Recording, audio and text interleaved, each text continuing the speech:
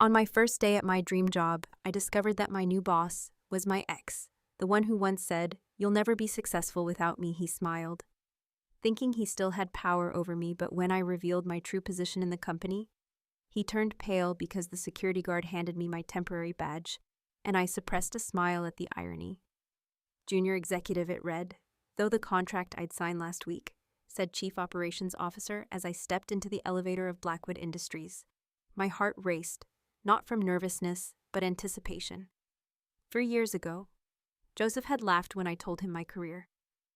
Ambitions telling me I'd never succeed without his help. Now he was about to discover just how wrong he'd been. The board's announcement of my true position was scheduled for 10 a.m., and Joseph's face would be worth every second of the wait, where success becomes the sweetest revenge. Now let's begin. The elevator polished brass doors reflected a composed woman in a carefully chosen navy suit, modest enough for a junior executive, yet sophisticated enough for a SEO.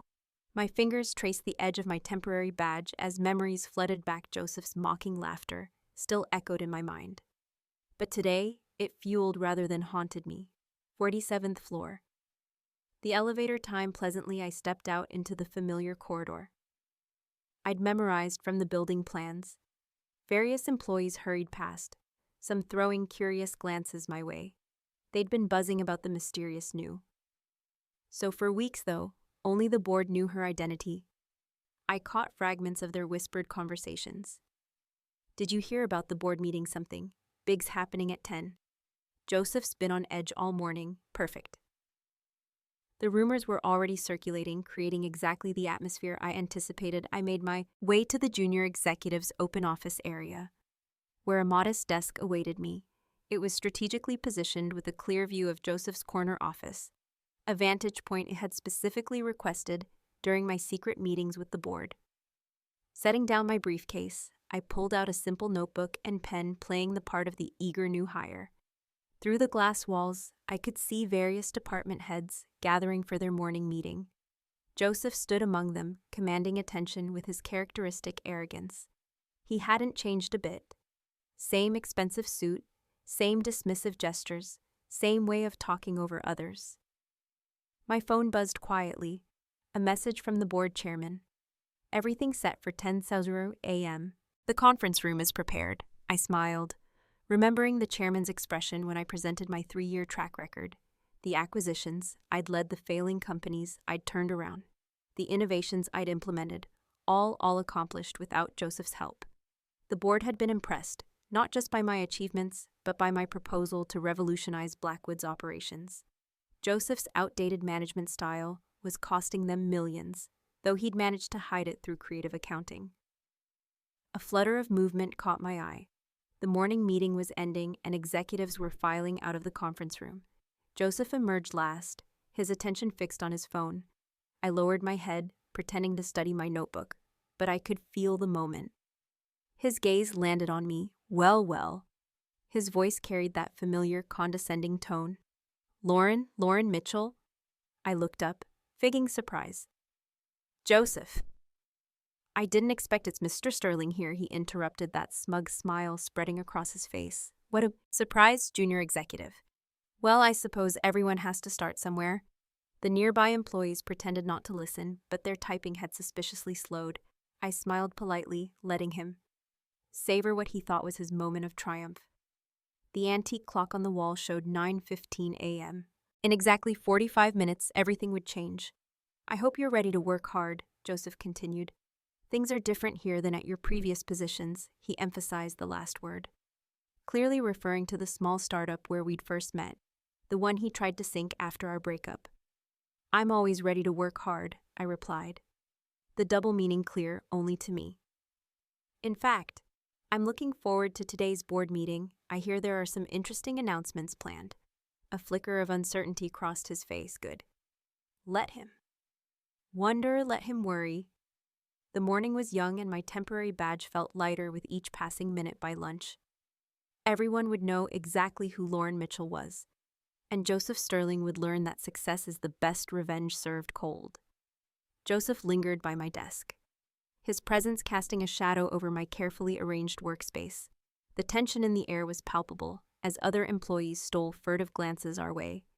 His expensive cologne, still the same brand from 3 years ago, brought back a flood of memories I'd rather forget. So Lauren, he drawled, perching himself on the edge of my desk. Uninvited. Let me guess, you finally realized the corporate world isn't as simple as you thought. His wedding ring caught the fluorescent light as he gestured dismissively. A new addition, I noted with detached interest. I maintained my composure, arranging my expression into one of polite attention. Actually, I found it quite fascinating, the dynamics of leadership, strategic planning, corporate restructuring. I let the words hang in the air, watching his reaction. A slight frown creased his brow. These weren't the terms a junior executive typically threw around so casually. Good, let him. Wonder well, he straightened his tie. A nervous habit. I remembered well as your direct supervisor. I'll be overseeing all your work. We have very high standards here at Blackwood. His emphasis on direct supervisor almost made me laugh out loud. The antique clock now showed 9:30 a.m., 30 minutes until the board meeting that would change everything. I could already see several board members arriving through the glass doors of the executive floor, their expressions carefully neutral as they passed us. Of course, I replied, shuffling some papers on my desk. I'm looking forward to learning from everyone here. The double meaning in my words was lost on him, but I noticed Janet from HR hiding a smile behind her coffee mug. She'd been instrumental in processing my real appointment papers. Joseph's phone buzzed, probably the meeting reminder. Right then. First task. I need the quarterly reports from last year, summarized by lunch. He smirked, clearly expecting this to overwhelm me. All 6 departments with trend analysis. The ones showing the 17% decline in innovation investment while reporting a falsified 12% increase to the board. I kept my voice slow. Innocent, he froze mid-turn. His back stiffening. Excuse me. Oh, just something I noticed in my preparation for the role. I smiled blandly. I'm very thorough with my research. Joseph always have been. The color drained slightly from his face as he leaned closer, dropping his voice to a whisper. Listen here, Lauren. Whatever game you think you're playing, Mr. Sterling, his secretary called out, interrupting our tea. The board members are requesting your presence in the conference room. Something about reviewing some documents before the main meeting. I stood, gathering my notebook and phone. We should both head there. Actually wouldn't want to keep them waiting. You weren't invited. He snapped, his composure cracking slightly. Weren't you informed? I raised an eyebrow. All department heads and new ex-tives are required to attend. The emphasis was subtle but effective. Joseph's face flickered between confusion and growing unease as he noticed several senior managers nodding respectfully in my direction as they passed. The dynamic was shifting, though he couldn't quite grasp how or why we walked toward the conference room, his stride becoming less confident with each step. Through the glass walls, I could see the board members arranging papers. My proposal for company restructuring prominently placed at the center of the table. After you, Mr. Sterling, I gestured to the door, my voice carrying a hint of authority that made him pause. I believe this meeting will be quite enlightening for everyone involved. The uncertainty in his eyes as he pushed open the door was just the beginning. In 15 minutes, the carefully constructed world where Joseph Sterling held all the power would come crashing down, and I would be there watching as he realized that the junior executive he dismissed so readily was about to become his worst nightmare. As we settled into the conference room, my mind drifted back to that pivotal day. 3 years ago, the memory was crystal clear. Joseph's corner office at our previous company, Starling Technologies, where everything had fallen apart. You're being unrealistic, Lauren, he'd said, leaning back in his leather chair with that insufferable air of superiority. A management position? You barely understand how this industry works. His words had cut deep, especially coming from someone I trusted both professionally and personally. I'd stood there clutching my proposal for a new digital transformation strategy, a project I'd spent months developing. The numbers speak for themselves. Joseph, this could revolutionize how we the numbers, he'd laughed. The sound echoing off the glass walls. You're an entry-level analyst who got lucky with a few spreadsheets. Know your place. That meeting hadn't just been about a rejected proposal. It had been the culmination of months of subtle underwing of Joseph taking credit for my ideas. while simultaneously dismissing my capabilities in front of others. Our personal relationship had already been strained by his controlling nature, but this was different. This was calculated professional sabotage. The present-day conference room started filling with board members, pulling me from my memories. Joseph sat across from me, still projecting confidence. Though I noticed his fingers drumming nervously on the polished table, my mind flashed back to the aftermath of that devastating day I'd left Starling Technologies with nothing but a cardboard box of personal items and a shattered sense of self-worth. Joseph's parting words had followed me down the elevator. "You'll never succeed without me. You're not cut out for this world." That night, sitting in my small apartment, surrounded by job rejection emails, all influenced by Joseph's quiet words to his industry contacts. I'd hit rock bottom, but something unexpected happened in that moment of despair. A calm clarity had washed over me as I'd opened my laptop and begun to plan. First came the small consulting firm. I started taking on projects nobody else wanted, 18-hour days, endless networking, and a laser focus on results. Each small success built upon the last. Within a year, I turned around 3 failing companies, earning a reputation as someone who could make the impossible possible. The chairman's voice brought me back to the present before we begin. "I believe we have some introduction to make." Joseph was watching me now, confusion evident in his furrowed brow. He still didn't understand, but he was beginning to sense something wasn't right. Good. I remembered the day I'd first met with Blackwood's board. They'd been impressed not just by my track record, but by my detailed analysis of their company's weaknesses, many stemming from Joseph's outdated and toxic leadership style. His creative accounting had hidden the true impact, but the numbers didn't lie, thawed to someone who'd learned to read between the lines. "Miss Mitchell," the chairman continued, "would you like to properly introduce yourself to the team?" 3 years of careful planning of strategic moves and calculated risks had led to this moment. I stood slowly smoothing my suit jacket with steady hands. The fear that had once paralyzed me in Joseph's presence was gone, replaced by a quiet confidence earned through countless battles and victories. "Thank you, Chairman Edwards," I smiled, watching Joseph's face as realization began to dawn. "For those who don't know me, I'm Lauren Mitchell, your new Chief Operations Officer, and I believe we have some serious changes to discuss."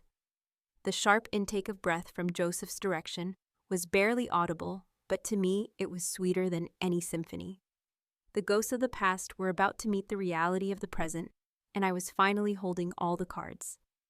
The boardroom fell silent as I remained standing, commanding the space that had been. Preparation years in the making.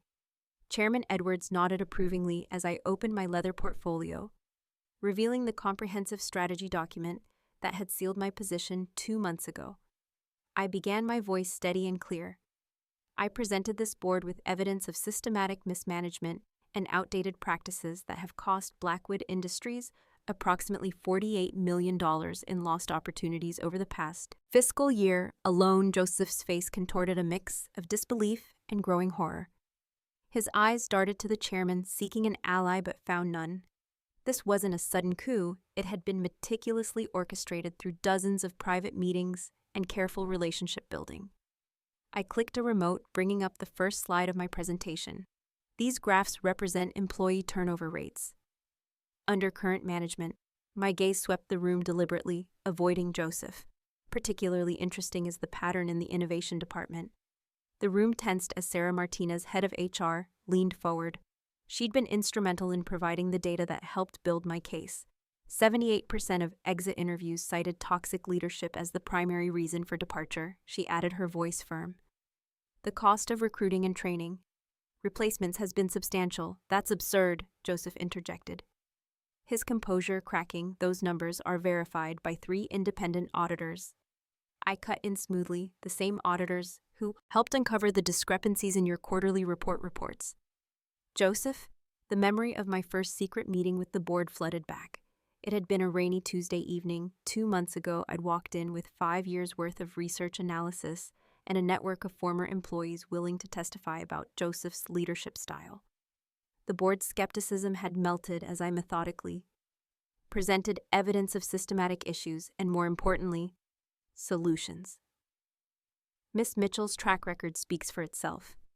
Chairman Edwards spoke up, his authoritative voice filling the room. Her turnaround of Jensen Corp last year caught our attention, but it was her intimate understanding of our company's challenges that convinced us she was the right choice for Coup. I clicked to the next slide, revealing a comprehensive restructuring plan. My first 90 days will focus on 3 key areas: organizational culture, operational efficiency, and innovation revival. We're not just changing leadership, we're transforming how Blackwood Industries does business. The board members nodded in approval. They'd already seen and endorsed this plan. Only Joseph sat, frozen, watching his carefully constructed kingdom crumble to power. Dynamic had shifted so completely, so irrevocably, that even his most loyal supporters were avoiding eye contact. I've already spoken with most of the department heads. I continued, acknowledging the senior managers around the table. Their insights have been invaluable in refining this strategy. That revelation seemed to hit Joseph hardest. The realization that his own team had been part of this transformation, meeting with me in secret over the past weeks. His fingers gripped the armrests of his chair. Knuckles white with tension, the board has unanimously approved these changes. Chairman Edwards concluded his tone, leaving no room for debate. Miss Mitchell has our complete confidence. I closed my portfolio. Finally, meeting Joseph gazed directly. The man who had once dismissed my potential now sat before me, comprehending the full scope of my ascent. Every connection I'd built, every late night, analyzing reports, every strategic move had led to this moment. Thank you, Chairman Edwards, I said. Maintaining perfect professional composure, I believe it's time we discuss the new departmental structure and reporting lines. Joseph, you'll find your revised role outlined in the documents being distributed. Now the assistant began passing out folders, and I watched as Joseph's hands trembled slightly while opening his. The morning was far from over, and his world would continue to shift with each passing minute as the morning progressed. I settled into my temporary desk. One last time, observing the ripple effects of the board meeting through the glass walls, I could see Joseph pacing in his office, soon to be my office. While making frantic phone calls, his secretary Amanda was already updating the nameplate on the door, her efficient movements a stark contrast to his obvious distress. The office beat had transformed into a symphony of whispers and speculation. Every few minutes, someone would walk past my desk, stealing glances with newfound respect and curiosity. The story was spreading rapidly through the building's 47 floors, carried by hushed conversations and urgent text messages. Did you see his face when she revealed the audit results? I overheard Mark from ACC Counting whisper to his colleague. 3 years of manipulated reports exposed in 15 minutes. Sarah Martinez stopped by my desk, a subtle smile playing on her lips. The HR team is already preparing the announcement email, she murmured, though I doubt there's anyone left who hasn't heard something by now. I nodded, maintaining my professional demeanor while watching Joseph through the glass. He'd stopped pacing and now sat slumped in his chair, staring at the revised organizational chart.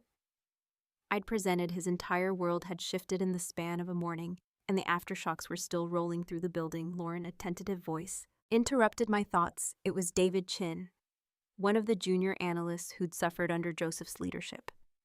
I just wanted to say, the innovations proposal you mentioned in the meeting, the one about cross-departmental collaboration, some of us have been trying to suggest something similar for months, but Joseph shut it down. I finished for him, remembering my own similar experiences. I'd love to hear your ideas.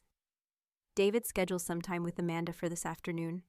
His face lit up, the first of many changes I planned to implement as he walked away. I caught Joseph watching our interaction, his expression a mix of fury and disbelief. He'd spent years creating an environment of fear and competition, and here I was, dismantling it within hours of taking power. The clock ticked toward the company-wide announcement scheduled for 2 p.m. I'd chosen the timing deliberately late enough for the informal news to spread, creating anticipation, but early enough to address concerns and set the tone for the future. My phone buzzed with messages from other executives I'd networked with during my ascent. Heard the news, brilliantly executed, 3 years in the making, worth every minute. Joseph finally got what was coming to him. I silenced the notifications, focusing instead on the task ahead. The company-wide email was drafted, reviewed, and ready to send. The all-hands meeting was scheduled. Security had been quietly briefed about potential reactions, though I doubted Joseph would cause a scene. His pride, if nothing else, would keep him in check. Miss Mitchell, Amanda appeared at my desk. Your new office is ready, and the IT team has transferred all systems access. Would you like to move in now or after the announcement? I glanced at Joseph, still sitting in what was now my office. After, I replied. Let up, do this by the book. The next hour crawled by, filled with meaningful glances and barely concealed anticipation. I used the time to observe, noting who seemed relieved by the change and who appeared uncertain. Every reaction, every whispered conversation provided valuable information for the transitions ahead. At 1:55 p.m., I stood straightening my suit jacket. The temporary badge that had served its purpose now felt like a relic from another era. In 5 minutes, the official announcement would go out, and there would be no more need for pretense. The power play IID orchestrated was complete, but the real work transforming Blackwood Industries into what it could be was just beginning. Joseph's eyes met mine through the glass, one last time, and I saw in them the dawning realization that this was more than revenge. This was revolution. At precisely 2 p.m., the company-wide email landed in every inbox at Blackwood Industries. The subtle symphony of notification sounds echoed through the office, followed by a collective intake of breath. I stood in the conference room doorway, watching the drama unfold on the floor. Effective immediately. Lauren Mitchell will assume the position of Chief Operations Officer. The words appeared on hundreds of screens simultaneously, and the atmosphere crackled with electric tension through the glass walls. I could see employees nudging each other, pointing at their monitors, then casting furtive glances in my direction. The temporary badge around my neck now seemed almost comical. Joseph burst out of his My Office tablet in hand, his face a shade of red. I'd never seen before. This is ridiculous. His voice carried across the suddenly silent floor. There must be some mistake. I've been running these departments for 5 years. Chairman Edwards stepped out of the elevator at that precise moment, his timing impeccable as always. No mistake, Joseph. The board's decision is unanimous and final. His authoritative tone cut through the tension like a knife. Miss Mitchell, shall we proceed with the all-hands meeting? I nodded, my heels clicking purposefully across the marble floor as I made my way to the main conference room. Employees were already filing in their expressions, a mix of curiosity and anticipation. The room, designed to hold 200, quickly filled to capacity, with more watching through the glass walls. Good afternoon, I began, my voice steady and clear. As you've just read, some significant changes are taking place at Blackwood Industries chess that are long overdue. Joseph stood at the back of the room, arms crossed, his attempt at defiance undermined by his visible discomfort.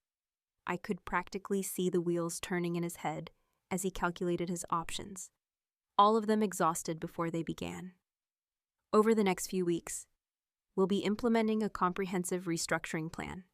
I continued, clicking through my presentation. Our focus will be on innovation, collaboration, and creating an environment where every voice matters. The energy in the room shifted as I outlined specific changes. Merit-based promotions, transparent communication channels, increased investment in employee development with each point. I could see hope kindling in eyes that had grown dull under Joseph's leadership. But what about existing projects? A brave voice called out from the middle of the room. All heads turned to Sarah from product development, the ones Mr. Sterling has been overseeing. I smiled, pulling up the next slide. Excellent question. I've reviewed all current projects personally. My gaze met Joseph's. Those with merit will continue with enhanced resources. Others will be reevaluated based on actual market potential rather than personal preferences. The implied criticism wasn't lost on anyone. Joseph's pet projects, which had drained resources, while more promising initiatives withered, were about to face real scrutiny. This is corporate suicide, Joseph suddenly interjected. Stepping forward, the board can't possibly. The board has reviewed Miss Mitchell's track record extensively. Chairman Edwards cut in smoothly. Her success in turning around Jensen Corp and revolutionizing Meridian Systems speaks for itself. Numbers don't lie, Joseph. You taught me that yourself.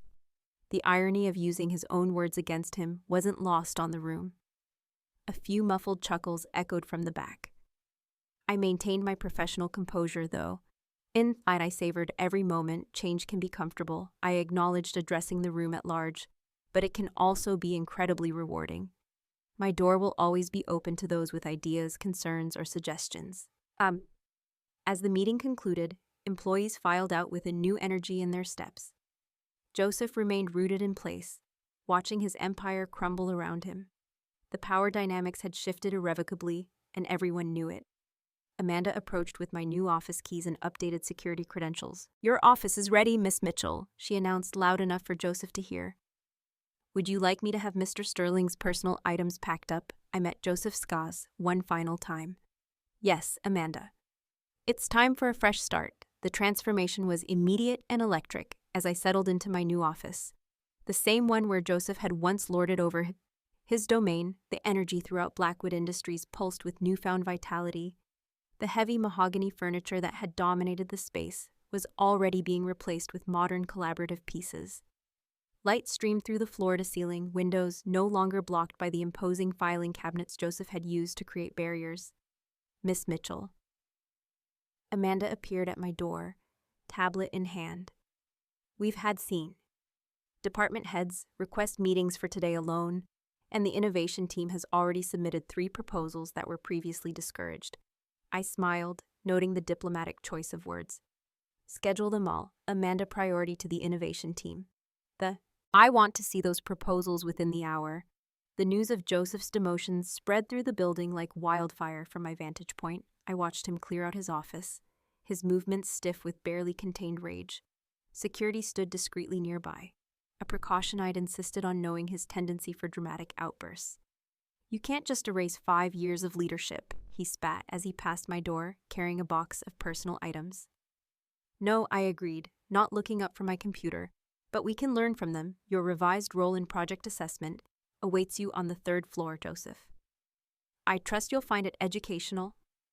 His face contorted, but before he could respond, Sarah Martinez appeared with a stack of HR files. "Lauren, you need to see these. We found some concerning patterns in the performance reviews." The afternoon unfolded in a blur of revelations. Employees who'd been silenced under Joseph's regime stepped forward with innovations and improvements. They kept hidden. Teams that had been artificially separated began collaborating, their combined expertise sparking solutions to long-standing problems. "The energy is completely different," David Chin remarked during our scheduled meeting. "It's like everyone's finally breathing again." By late afternoon, the physical transformation of the executive floor was complete. Gone were the intimidating barriers and closed doors of Joseph's era. In their place, glass partitions and open workspaces invited collaboration. The message was clear: transparency would be the new normal. "Miss Mitchell." A nervous voice caught my attention. Rebecca from accounting stood in my doorway, clutching a folder. "There's something you should see about the financial reports from last quarter." I gestured for her to enter, noting how she'd never dared approach Joseph's office before. "Show me everything, Rebecca. No detail is too small," as she spread the documents across my desk. Patterns emerged, subtle discrepancies that Joseph had used to maintain his facade of success. Each revelation confirmed the board's decision to bring me in. "They're already calling it the Mitchell Revolution downstairs." Amanda reported, bringing in my evening coffee. "The maintenance team says they've never seen so many people staying late." Voluntarily, they're actually excited about work. I stood by the window watching the sunset paint the city skyline in shades of amber and gold. In just one day, the atmosphere had shifted from fear to possibility. Teams that had once competed now collaborated. Ideas flowed freely. Where silence had reigned. Lauren Chairman Edwards appeared in my doorway. "The board would like your assessment of today's developments." I turned, taking in the transformed office space behind him. "Tell them to watch our productivity metrics over the next week. Actions speak louder than words." As the evening settled in, I received one final email from Joseph's wife. "I always knew he was lying about you," she wrote. "Congratulations on the position. Use it better than he did."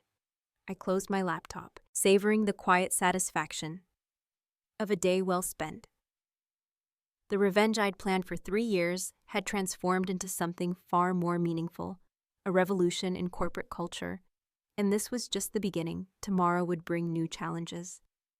But for now, I allowed myself a moment to appreciate how far I'd come from that devastating day in Joseph's old office. Success indeed was the sweetest revenge. 1 month into my tenure as KU Blackwood Industries had undergone a metamorphosis that even the most optimistic board members hadn't anticipated. The quarterly reports told a story of unprecedented growth, productivity up 40%, employee satisfaction scores reaching record highs, and 3 major innovations fast-tracked for patent submission. The most visible change was Joseph's adaptation, or lack thereof, to his new role in project assessment. From my office, I could see him trudging to his cubicle each morning, his designer suits gradually replaced by business casual attire. The man who once commanded an entire floor now shared space with entry-level analysts experiencing firsthand the environment he'd created. The third-floor team actually submitted a formal complaint. Amanda reported one morning trying to suppress a smile. Apparently, Joseph's having trouble with the collaborative workflow system we implemented. Schedule him for the next training session, I replied. Reviewing the latest innovation proposals, the same one all new employees attend, he could use a refresher on teamwork. The irony wasn't lost on anyone. When Joseph found himself sitting through workshops on effective communication and emotional intelligence, his attempts to maintain his former authoritarian style fell flat in an environment that now valued collaboration over in-time action. Miss Mitchell, David Chin appeared at my door, practically bouncing with excitement. The cross-departmental initiative you approved, we've already identified potential savings of $12 million annually. I gestured for him to elaborate, noting how confidently he now presented his ideas. The same young man who'd once feared speaking up in meetings was becoming a rising star under the new management structure. It's not just about the money. He continued spreading charts across my desk. By breaking down the silos Joseph created, we're seeing innovations we never thought possible. Marketing is talking to R&D, finances collaborating with product development. A knock interrupted us. Sarah Martinez entered with the latest HR metrics. Employee turnover has dropped to 4%, she announced, and applications for internal positions have tripled. People actually want to stay and grow with the company now the transformation extended. Beyond numbers, the office atmosphere had shifted from cutthroat competition to collaborative energy. The once sterile corridors now buzzed with impromptu brainstorming sessions. Meeting rooms previously reserved for Joseph's intimidation sessions hosted cross-functional teams working on breakthrough projects. Lauren, Chairman Edwards, called from my doorway. Got a minute to discuss something interesting. He settled into the visitor's chair looking amused. Joseph submitted a proposal through the new anonymous suggest system. Actually has some merit, though I suspect it killed him not to put his name on it. I raised an eyebrow, accepting the document. How times change. Speaking of change, Edwards continued, the board is thrilled your approach has exceeded all expectations, though I must ask, was revenge everything you hoped for? I glanced through the glass walls at the vibrant office. Beyond, teams collaborated in open spaces, ideas flowed freely, and even Jocose, despite himself, was beginning to contribute meaningfully from his new position. This stopped being about revenge. Weeks ago, I replied thoughtfully. It's about creating something better than what he destroyed, as if on cue. Joseph passed by with his project team, actually engaged in what appeared to be a productive discussion. He caught my eye briefly, and for the first time I saw something different in his expression, not anger or resentment, but perhaps a grudging recognition. The quarterly shareholders meeting is next week. Edwards reminded me, they're eager to hear about the Mitchell method firsthand. I smiled, remembering Joseph's words from 3 years ago. You never be successful without me. You've been right in a way. His cruelty had driven me to revolutionize, not just my career, but an entire corporate culture. Success isn't about power over others, I told Edwards. Watching the sunset paint the city skyline. It's about empowering everyone to succeed. That's the real revolution. The chairman nodded approvingly as he stood to leave. Well, here's to the new order at Blackwood Industries. You've turned revenge into renaissance. 3 months into my leadership at Blackwood Industries, I sat in my office late one evening reviewing Joseph's latest project assessment report. To my surprise, his analysis was thorough insightful, and devoid of the arrogant undertones that had once characterized his work, Miss Mitchell. Amanda's voice interrupted my thoughts. Jose requesting a meeting. He says it's important. I hesitated.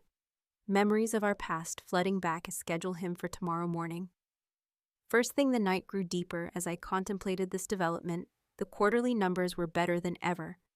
Employee satisfaction at 92%. Innovation submissions up 215% and stock prices reaching historic highs. Yet something felt unfinished the next morning. Joseph entered my office precisely at 8 a.m. Gone was the swagger that had once defined him in its place. A measured professionalism. I'd never seen before, Lauren, he began, then corrected himself. Miss Mitchell, I've been working on something. I think you should see, he placed a folder on my desk. A comprehensive analysis of our new collaborative systems. Impact, complete with suggestions for further improvements. The work was exemplary, showing a depth of understanding that revealed how much he'd learned from his new position 3 months ago. He said quietly, I would have claimed credit for this team's work, but they taught me something about real leadership. I studied him carefully, searching for any trace of manipulation. Instead, I found something unexpected, genuine humility. Your anonymous suggestions through the system haven't gone unnoticed, I replied. They've actually helped several departments streamline their processes. He nodded, a flash of pride, crossing his face before being replaced by something deeper regret. I was wrong, he said, simply not just about you, but about everything. The way I led, the way I treated people. He paused, gathering his thoughts. Watching you transform this company, seeing what real leadership looks like. It's been the most humbling experience of my life. The silence that followed felt heavy with unspoken words. 3 years of plotting. Revenge had led to this moment, but the satisfaction I'd expected to feel was replaced by something else entirely. The team speaks highly of your recent contributions, I offered, particularly your mentoring of new analysts. A slight smile touched his lips. Ironic, isn't it? I'm finally becoming the leader I always claimed to be, but only after losing everything I thought made me powerful. The morning sun streamed through the windows, illuminating the changed office landscape, beyond a physical testament to how far we'd come. Joseph, I said carefully, there's a new position opening up. Deputy Head of Innovation Assessment. The role requires someone who understands both the old and new. Blackwood, someone who's experienced transformation firsthand. His eyes widened slightly, understanding the olive branch being extended. Why would you give me that opportunity? He asked, genuine curiosity in his voice. After everything, I stood walking to the window that overlooked the city. Because revenge wasn't the victory. I thought it would be real success. Is about lifting people up, not tearing them down, even those who once tried to destroy us. I don't deserve it, he said quietly. Maybe not, I agreed. But that's not why I'm offering the company. Need someone who understands both failure and growth. Your journey from tyrant to team player, that's valuable experience. He stood silently for a moment, processing my words. I'd like to earn it properly. This time, he finally said. Start from the bottom of the department, prove my worth, I nodded. Feeling the last remnants of old resentments dissolving that can be arranged as Joseph left my office. I realized that the true victory wasn't in destroying him, but in being part of his redemption. The revenge it plotted had transformed into something far more powerful.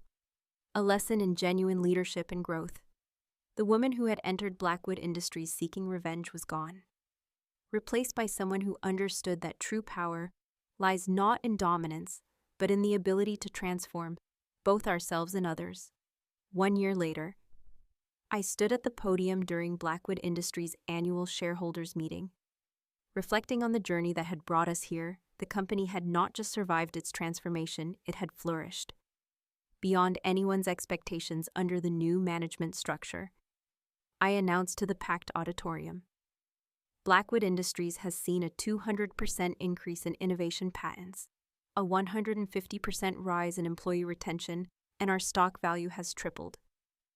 From my position on stage, I could see Joseph sitting in the middle rows, nodding along with the statistics he'd earned his way up to senior innovation strategist, proving himself through merit rather than manipulation.